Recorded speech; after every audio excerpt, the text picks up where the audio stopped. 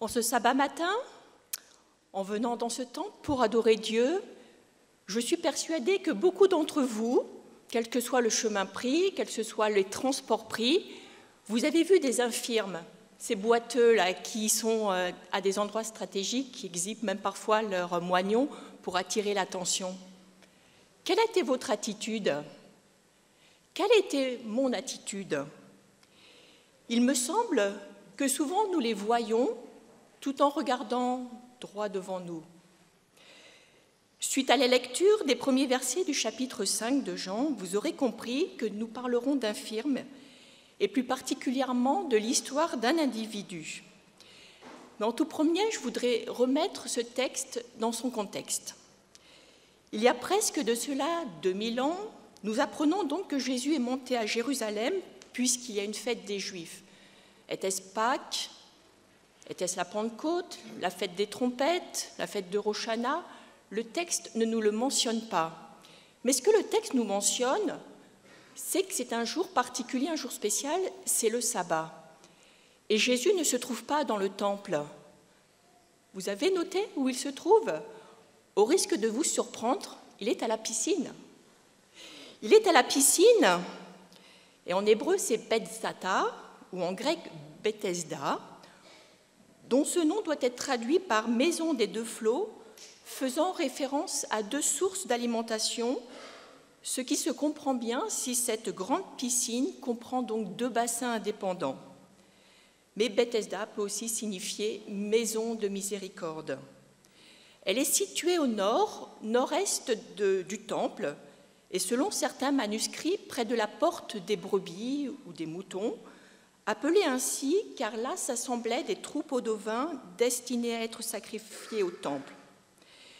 Sachez que les archéologues ont retrouvé au nord-est de l'enceinte du temple deux grands bassins, immenses bassins, puisqu'ils sont profonds de 30, on ne sait pas trop, mais au moins 13 mètres.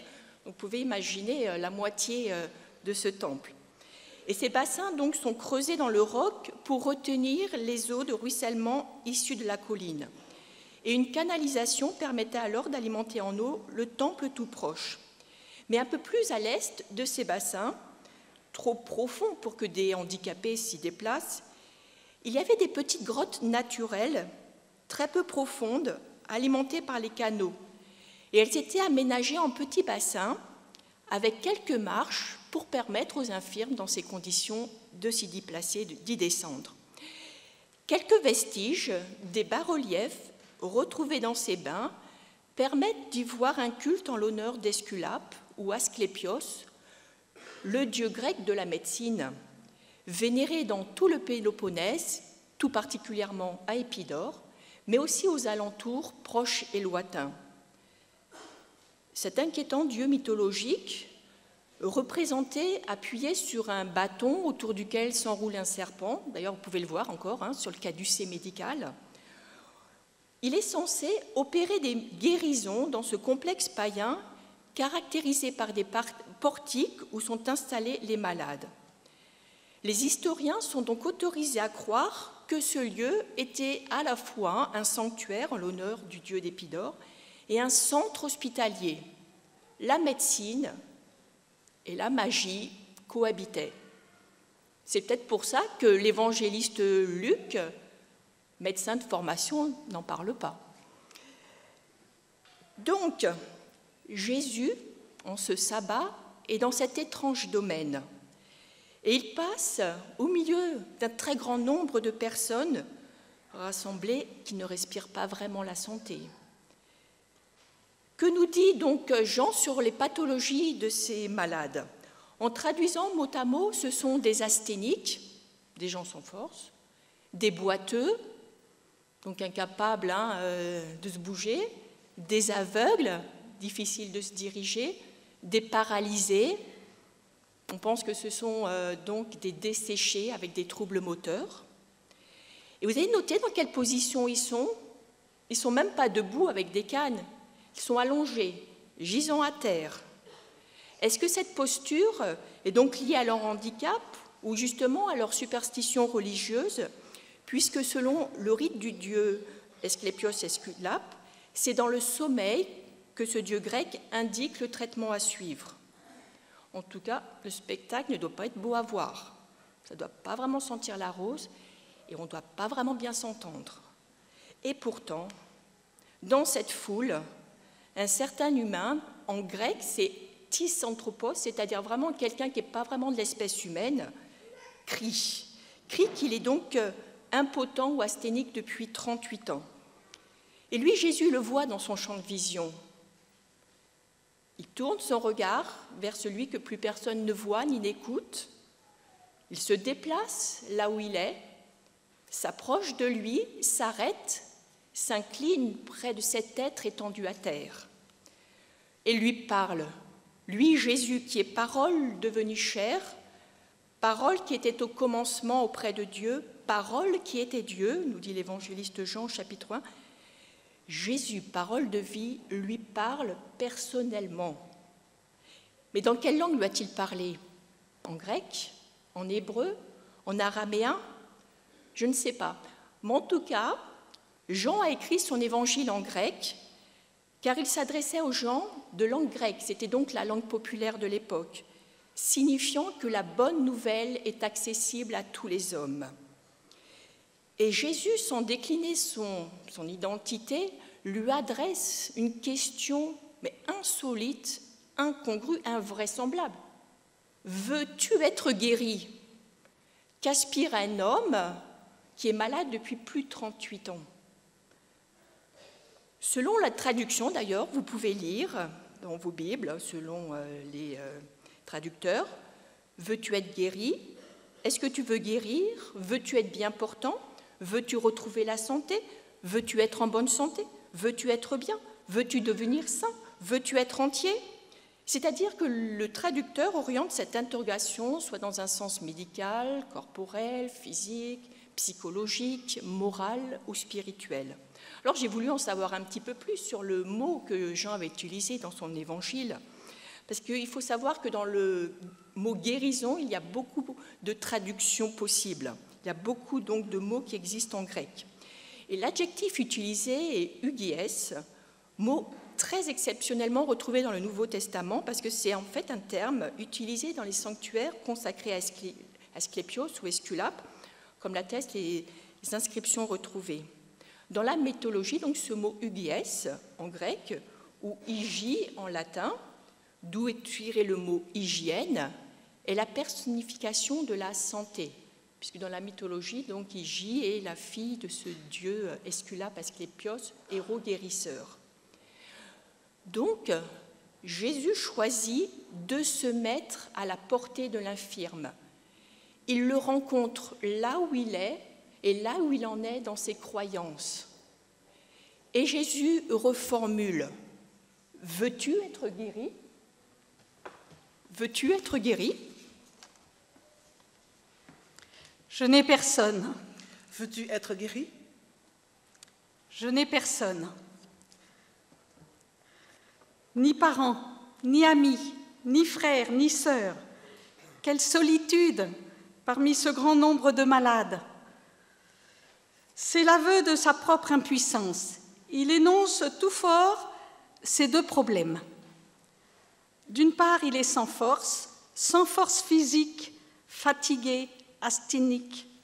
Et son deuxième problème, il est tout seul, sans aide, au milieu de cet entourage, où c'est le chacun pour soi, perso, tous attendant le même coup de main, chacun étant un obstacle pour l'autre, chaque victoire au détriment de l'autre. Résultat pour lui, immobilité, 38 ans de blocage, de paralysie, d'espoir et de déception. À Bethesda, la superstition était de croire que l'eau de cette piscine avait toute puissance pour guérir, à condition d'y entrer le premier quand l'eau s'agitait. Je dis bien la superstition, car les versets 3b et 4 de ce chapitre 5 ne font pas partie des premiers manuscrits de l'apôtre Jean. Ils ont été rajoutés par les copistes pour expliquer la présence des malades à cet endroit. Donc, la légende avait crédit. Pour avoir une chance de guérir, il fallait se déplacer dans l'eau et être le premier. C'était très restrictif, une seule guérison à la fois. Les aveugles et les paralytiques ayant le moins de possibilités. Malgré ce peu de chance d'y arriver, notre malade est là. Espère-t-il encore?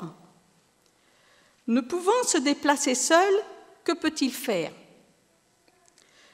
Parler, appeler, supplier, se lamenter, s'épuiser encore et regarder inlassablement la surface de l'eau. Inlassablement. Là, dans son train-train, dans son isolement, il est interpellé, son regard est détourné. Quelqu'un s'adresse à lui. Le sans nom, le sans âge, sans profession, sans situation familiale, sans profession, même sa maladie n'a pas de nom. Le grabataire depuis 38 ans, devenu spectateur de sa misère, fataliste, se sentant presque fautif dans son désert relationnel. Il se sent tellement seul. La société n'a pas de solution. Plus de réponse, aucun secours médical, aucun secours amical, ni psychologique. Peut-être dans ses expériences passées, s'était-il associé à quelqu'un ou à quelqu'une, mais ce n'était pas la bonne personne. Peut-être il n'avait pas bien compris l'information. Cette piscine était près du temple, il s'en était rapproché. Insuffisant. Toutes ces tentatives ont échoué. Il n'avait plus d'autre solution que d'attendre. En connaissez-vous des gens comme ça? Comme ça, enfermés dans un système de croyances, dans des habitudes, dans une tradition, une superstition. Une seule attente, un miracle peut-être. Mais ce quelqu'un qui vient à lui, qui vient à nous, là où nous sommes, sur notre couchette, sur notre siège, dans notre condition incurable, clouée à terre par la maladie, par la solitude, par le péché, c'est Jésus. Ce n'est pas nous qui allons à la source de guérison, c'est la puissance de guérison qui se déplace vers nous, vers les gens qui souffrent. Jésus n'a pas changé. Il nous parle sans cesse et il nous pose des questions étranges, mais nécessaires. Il amène notre conscience à répondre, car pour bénéficier de la grâce, il faut 2 conditions, le désir et le besoin. Pour le désir, veux-tu? Il pose la question, veux-tu être guéri? Mais pour le besoin, sentons-nous intérieurement, sentons-nous ce besoin de guérir, de changer, de réformer? Jésus n'attend pas qu'on vienne à lui, il est en marche, en avant, même un jour de fête, ou peut-être surtout un jour de fête, et en plus un sabbat. Il va vers ceux qui n'ont rien à fêter depuis longtemps. Mais Jésus attend notre assentiment. Jésus nous voit capables. Nous ne voyons plus rien. Je n'ai personne. Que de cœurs peuvent faire écho à cette triste confession? Je n'ai personne. Veux-tu être guéri?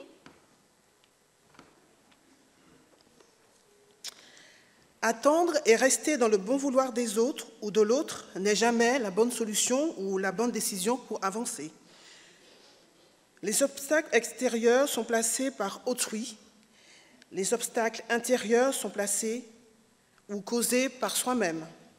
Attitude dangereuse, plus dangereuse que la précédente. Mais quelle est la vraie question posée par Dieu? Si on y réfléchit un peu plus loin, on arrive à l'autre question. Comment veux-tu être guéri? De quelle façon attends-tu cette guérison? Pourquoi en faire? Alors nous lirons les versets, toujours dans le chapitre de Jean 5, les versets 6 et 7. Alors, l'ayant vu coucher, et sachant qu'il était déjà malade depuis longtemps, lui dit, Jésus bien sûr, « Veux-tu être guéri ?» Le malade lui répondit, « Seigneur, je n'ai personne pour me jeter dans la piscine quand l'eau est agitée. »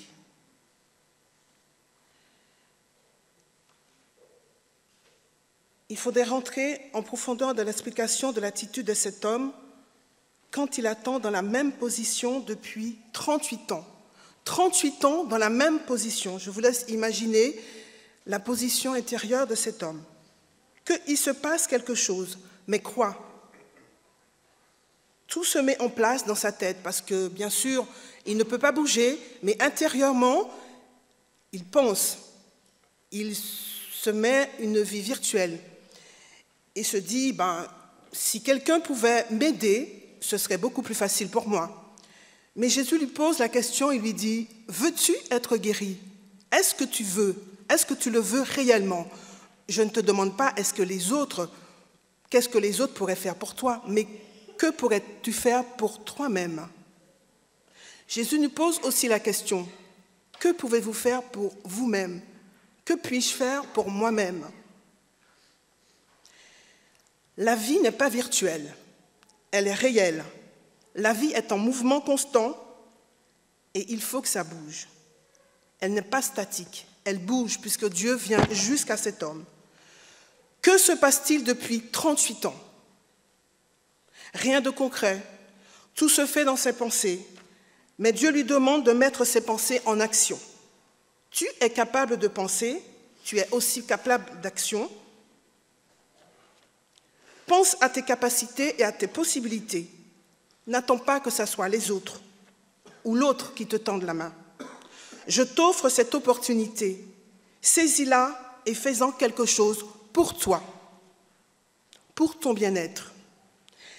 Laisse-toi et abandonne-toi à celui qui te connaît, qui ne te juge pas, qui sait que tu es capable. Puisqu'il t'a donné ses capacités, ne doute plus, n'attends plus le bon vouloir des autres. Tu as le choix de laisser ton Sauveur te guérir totalement maintenant ou d'attendre 38 ans ou plus et que rien ne se passe. Veux-tu être guéri? Mais de quelle façon? Où plaçons-nous Dieu dans notre vie? Au centre de notre vie ou dans l'attente du bon vouloir des autres? Trouver des excuses et ne pas répondre à la question. Fuir, c'est le propre de l'humain. Le propre de l'homme. Souvent, quand Dieu nous pose des questions, on ne répond jamais à la question posée. On cherche une autre réponse. Mais Dieu insiste. Veux-tu être guéri? C'est-à-dire, je m'adresse à toi, pas aux autres. La réponse est individuelle, tout comme la question posée par Dieu. Dieu descend à notre niveau. Il vient jusqu'à nous, individuellement. Veux-tu être guéri? La réponse est dans l'attitude de cet homme. Fuir, ne pas répondre. C'est à cause des autres. Bien sûr, je n'ai personne pour me jeter dans la piscine. Oui, mais bon, personne ne vient jusqu'à moi. Personne ne répond à mes SOS. Alors j'attends encore, et j'attends toujours, et j'attends pendant 38 ans. Jusqu'à ce qu'un jour, Dieu s'adresse à moi. Jésus vient jusqu'à moi. Il me fait prendre conscience de ma propre personne, de l'humain que je suis.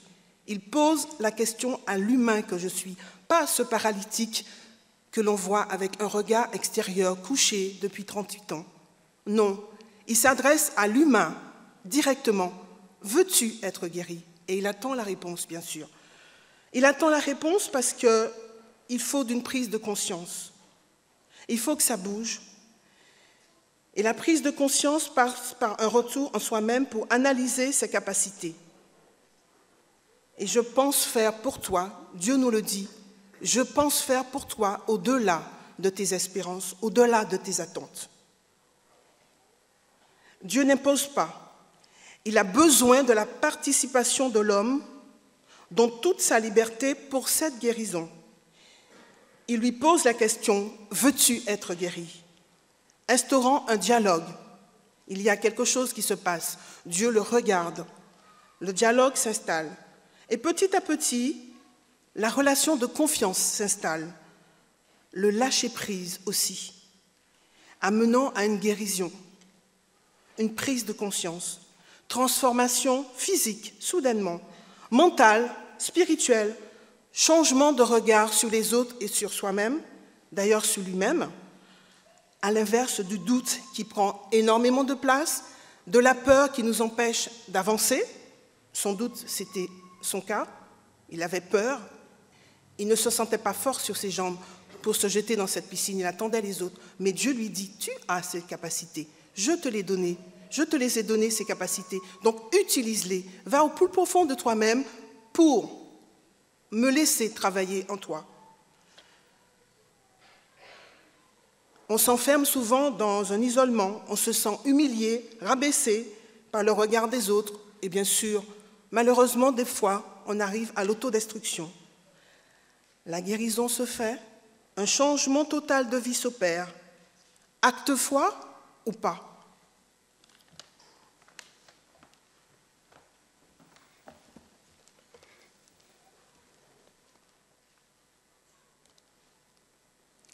Levez-vous, prenez votre lit et marchez. Lève-toi, prends ton lit et marche. Avez-vous bien entendu, chers amis, ce que je viens de dire? Dans l'évangile de Matthieu, au chapitre 15, le verset 10, il y avait une grande foule devant Jésus qui suivait Jésus. Et Jésus venait de faire des miracles extraordinaires. Et la foule se pressait pour l'écouter. Et brusquement, Jésus s'arrête. Il dit la chose suivante, Matthieu 15, verset 10. Écoutez et comprenez. Et je vous rassure, chers frères et sœurs, dans la bouche de Jésus, ces deux mots, ce ne sont pas des insultes. Certainement, certains dans la foule ont intérieurement répliqué « On n'est pas des idiots, on est quand même allé à l'école, on est capable de comprendre le minimum de ce que tu dis. » Ce matin, c'est avec beaucoup d'humilité que je reprends ces trois impératifs. Lève-toi, prends ton lit et marche. Comprenons-nous pleinement ce qui est dit ici? Ellen White dit, il y a un mystère qui déconcerte les plus intelligents. Ces paroles que vous venez d'entendre, levez-vous, prenez votre lit et marchez, sont riches d'enseignements et résonnent comme un cri de victoire. Cet homme assis, non, plutôt couché, au bord de la piscine, aurait pu répliquer ainsi. « Monsieur, qui êtes-vous pour que vous osiez me parler ainsi? Depuis 38 ans, je suis dans cette galerie, pour ne pas dire galère, couché sous mon lit. Et je vous le dis, personne ne s'est adressé à moi comme vous le faites maintenant. Vous m'insultez presque. Chers frères et sœurs, imaginez que vous ne vous sentez pas bien. Vous avez mal à la tête, vous avez mal partout dans votre corps, tant sur le plan physique, mental, psychologique. Vous prenez la décision d'aller voir votre médecin. Vous rentrez dans son cabinet et après sa consultation, il vous remet une ordonnance pour que vous alliez à la pharmacie. Et en sortant de chez lui, vous regardez ce qu'il a écrit sur l'ordonnance. Monsieur X, levez-vous, prenez votre lit et marchez. Et tout de suite, vous sentez cette colère qui surgit en vous et vous dites, ce médecin, il se moque de moi. C'est un petit rigolo, dans quelle faculté qu'il a fait ses études? Chers amis, lève-toi, prends ton lit et marche. Et la prescription médicale la plus extraordinaire qui puisse exister. Nous avons là le médicament le plus efficace pour toutes les pathologies, qu'elles soient physiques, mentales, sociales, spirituelles, bien sûr. Et chers frères et sœurs, je me répète, ce médicament prescrit par Jésus est efficace pour toutes les pathologies. Et souvent, quand nous commentons les miracles de Jésus, nous nous focalisons presque toujours sur la pathologie spirituelle. Écoutez ce que dit Ellen White. À la création, l'homme sortit de la main de Dieu aussi parfaitement physiquement qu'intellectuellement. Il était en parfaite vigueur et par conséquent en parfaite santé. Donc ici, chers frères et sœurs, le message qui nous est donné dans cette trilogie médicale n'est pas uniquement spirituel. Et l'apôtre Paul, dans sa première lettre aux Corinthiens, chapitre 6, versets 19 et 20, dit « Ne savez-vous pas que votre corps est le temple du Saint-Esprit qui est en vous, votre corps ?» Donc glorifiez Dieu dans votre corps et dans votre esprit. Chers amis, le plus grand médecin de tous les temps s'approche de cet homme couché sur son lit. Et par la même occasion, auprès de chaque personne présente dans cette assemblée. Et il nous dit, je sais que vous souffrez depuis très longtemps. Et si je suis ici ce matin, auprès de vous, bien sûr, c'est pour vous guérir, mais je suis là pour vous expliquer la cause de votre maladie. L'étiologie, c'est-à-dire la cause de cette pathologie, est celle qui est la plus répandue dans le monde. Ellen White, dans Testimony, volume 1, 9 personnes sur 10 sont concernées à un moment de leur vie par cette pathologie.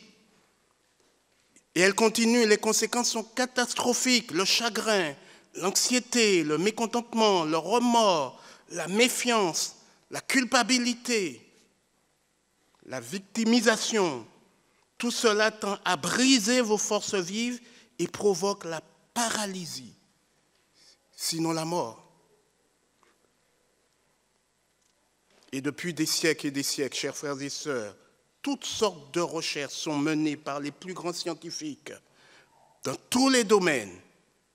Et ce virus continue d'évoluer et génère des dégâts physiques, moraux et spirituels. Chers frères et sœurs, écoutez comment Job, lui aussi, décrit dans son livre au chapitre 33 à partir du verset 19. Je lis ce qu'il dit. Par la douleur aussi, l'homme est repris sur sa couche. Quand une lutte continue vient agiter ses os, alors il prend dégoût le pain, même les aliments les plus exquis. Sa chair se consume et disparaît. Ses os qu'on ne voyait pas sont mis à nu. Son âme s'approche de la force et sa vie des messagers de la mort. Et au verset 23, nous lisons, « S'il se trouve pour lui un ange intercesseur, un parmi 1000 qui annonce à cet homme la voie qu'il doit suivre, le verset 24 nous dit, Dieu a compassion de lui, et il dit à l'ange, délivre-le afin qu'il ne descende pas dans la fosse, et sa chair aura plus de fraîcheur que lorsqu'il est né, et il reviendra comme au jour de sa jeunesse. Jésus dit à cet homme qui est couché là, le but de ma présence auprès de vous, c'est de vous délivrer. Et quand je vous regarde, je vois quelque chose qui est bien au-delà de votre souffrance. Jésus cite la parole de David au psaume 139, verset 16. « Monsieur, vous êtes une créature merveilleuse. » Oui, chers frères et sœurs, l'homme est un être merveilleux et d'une complexité inimaginable. Ce corps merveilleux est maintenu en marche par une pompe de la taille d'un poing, le cœur, qui à raison bat 100 000 pulsations par jour. Ce sont 20 000 litres d'air qui transitent par nos poumons en une journée. Les yeux, un admirable appareil photographique, l'oreille, un récepteur ultra-sensible. Mais il y a surtout le cerveau, la structure la plus complexe de l'univers. Je ne dis pas dans le monde, de l'univers. Et Jésus dit à cet homme, je peux vous affirmer que le virus dont vous êtes atteint s'est attaqué principalement à cet organe. Ellen White dit, le cerveau est le poste de commandement du corps. C'est le signe de toutes les énergies et de toutes les activités mentales et physiques. Et elle continue, il faut connaître le fonctionnement du mécanisme de votre corps. L'étude de la physiologie révélera aux hommes qu'ils sont des créatures merveilleuses et les remplira de respect. Ils considéreront l'obéissance aux lois de la santé non comme un sacrifice ou un renoncement, mais comme un privilège, une bénédiction inestimable, ce qu'elle est en réalité. Alors, monsieur, lui dit Jésus, je ne suis pas venu auprès de vous, les mains vides. J'ai en ma possession le plus puissant médicament qui vous permettra de retrouver, comme nous l'avons lu tout à l'heure dans le livre de Job, une chair, un corps qui a plus de fraîcheur que quand vous êtes né. Et avant de vous donner ce médicament, très rapidement, j'aimerais en quelques minutes vous dire comment il agit pour lutter contre ce virus. Premièrement, il agit au niveau de la conscience. Oui, j'ai prononcé le grand mot. C'est la chose au monde la mieux partagée. Et la disparition de la conscience coïncide exactement avec l'anéantissement de la personne humaine. Écoutez ce que Paul dit à son jeune serviteur Timothée. La recommandation que je t'adresse, Timothée, mon enfant, c'est que tu combattes le bon combat en gardant la foi et une bonne conscience. Cette conscience, quelques-uns l'ont perdue et ils ont fait naufrage par rapport à la foi. La foi sans conscience, nous dit Norbert Hujde dans son livre « Quand se brisent les chaînes », la foi sans conscience, c'est la foi des démons qui croient mais qui tremblent. Il importe, plus qu'on ne le pense, de croire en conscience. Tant que nous n'aurons pas mis la conscience dans notre religion, ce lien qui nous unit à notre Dieu, notre vérité ne sera qu'un mensonge. C'est la conscience qui mènera notre foi. Approchons-nous, dit l'auteur de l'Épître aux Hébreux, avec un cœur sincère, dans la plénitude de la foi, avec un cœur purifié d'une mauvaise conscience et le corps lavé dans une eau pure.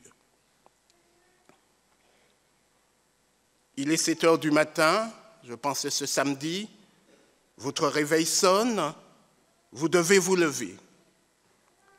Qu'est-ce qui détermine l'instant précis où vous allez sortir de votre lit? Vous vous accordez encore un petit instant, les secondes passent. Il faut absolument que vous vous leviez. Vous allez finir par arriver en retard à votre travail, au temple. Enfin, vous voilà debout. Pourquoi pas 3 minutes plus tôt, vous avez pris cette décision, vous n'avez pas pris cette décision d'agir? Conscience, deuxième aspect, la volonté. Mais quelle volonté? C'est surtout pas la nôtre. Si c'est la nôtre, nous sommes partis pour rester 38 ans, si ce n'est plus, toute une vie, couchés sur le lit de la peur, de la médisance, de la souffrance. Notre volonté nous conduit à coup sûr à une paralysie, à court et à long terme. C'est ce que moi j'appelle le syndrome paulinien. Dans Romains 7, le verset 14, Je sais, j'ai la volonté de faire le bien, mais j'arrive pas. Et Paul continue dans Philippiens, car c'est Dieu qui produit en nous le vouloir et le faire selon son bon plaisir.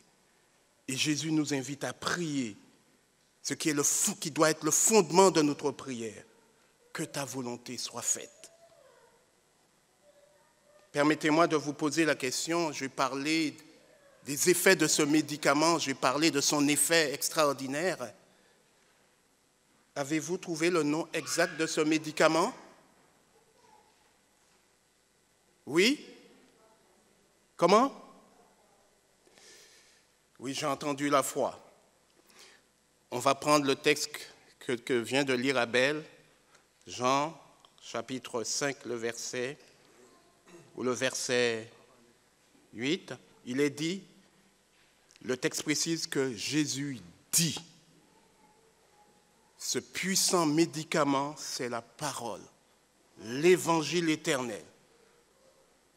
Dans le psaume 33, verset 9, David précise, il dit et la chose arrive. Il ordonne et elle existe. Jean précise, aussitôt, cet homme fut guéri. Jésus dit, lève-toi, prends ton lit et marche. Et qu'est-ce qui se passe? Le texte nous dit, cet homme fut guéri. Et après, il se lève, il prend son lit et marche. La guérison est arrivée avant même l'action. Pourquoi? Paul nous dit, car cette parole de Dieu est vivante et efficace, plus tranchante qu'une épée quelconque à deux tranchants, pénétrante jusqu'à partager âme et esprit, jointure et moelle. Elle juge les sentiments et les pensées de nos cœurs. Chers amis, vous êtes venus ce matin, dans ce temps, pas pour obtenir la guérison. La guérison, vous l'aviez eue avant de venir ici. Et vous vous êtes levés, vous êtes venus ici ce matin. Levez-vous, prenez votre lit et marchez.